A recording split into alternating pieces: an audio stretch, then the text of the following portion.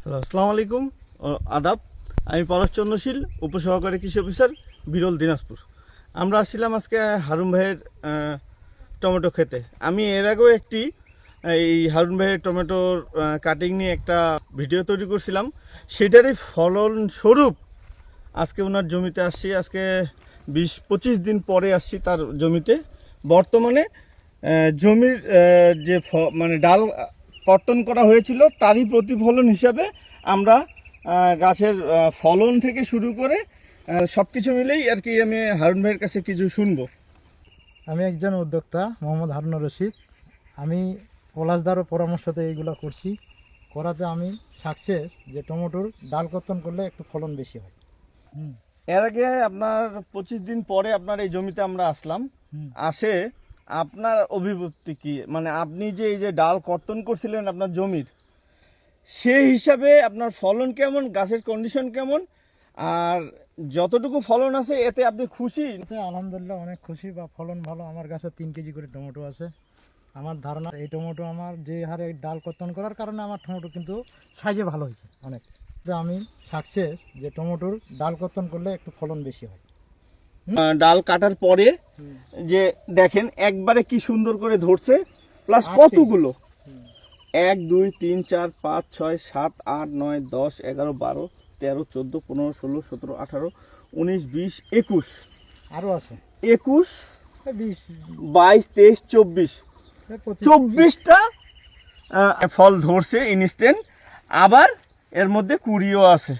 ধরা যাচ্ছে যে 35 থেকে 40টা আপনার টমেটো ধরবে। সত্যি কথা বলতে আমি এই গাছটা এইভাবে মানে তুলতে পারতেছি না, এত ভার আর এত ফলন আসছে। আপনারাই দেখুন, সমপরিমাণ, ছোট বড় নেই, যা আছে কিন্তু সব সমান। এই যে পাকতে শুরু করছে টমেটো, এই দেখেন। আপনারা আরেকটু জুম করে দেখাই। হারুন ভাই একটু ধরেন তো, এই দেখেন, দেখছেন? আসলে একটু তৃপ্তি সহকারে গাছের ফলন দেখে নিজেরই তৃপ্তি লাগছে। আর ইভেন যে কৃষক, তারও মনে করেন সীমাহীন আনন্দ তার। বর্তমানে এই হলো তার ফসলের অবস্থা বা টমেটোর অবস্থা।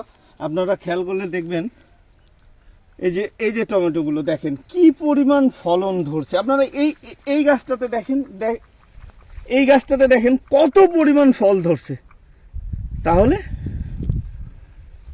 আমি আশা করি আপনারা আপনাদের যে জমিগুলোতে টমেটো বা মরিচ, লাউ, শসা এগুলো করবেন, মালচিং, সেগুলোতে অবশ্যই মালচিং পেপার দিবেন।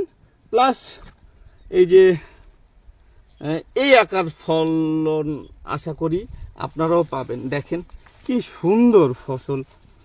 আসলে একটা কৃষককে যখন পরামর্শ দেওয়া হয় তখন আসলে যেরকম এরকম ফসল ফলায় তারা বা ফলন ধরে, তো নিজেরও একটা আনন্দের সীমা থাকে না। তাই আমরা চেষ্টা করব, আমাদের কাছে যখন আমরা উপসহকারী যারা আমাদের কাছে পরামর্শ নেয়, আমরা যখন পরামর্শ দিই তাদেরকে, পরামর্শ দেওয়ার পরে আমাদের কথা অনুযায়ী যখন কাজগুলো করে, তখন এভরিথিং সব কিছু মিলেই একটা আনন্দদায়ক ঘটনা ঘটে আর কি। সেটা বলে প্রকাশ করা যাবে না। ধন্যবাদ। আপনারা ভালো থাকবেন, আমার জন্য দোয়া করবেন, এবং আপনারাও ভালো থাকবেন, সুস্থ থাকবেন। এই বলে আমি আমার কথা শেষ করছি। আসসালামু আলাইকুম।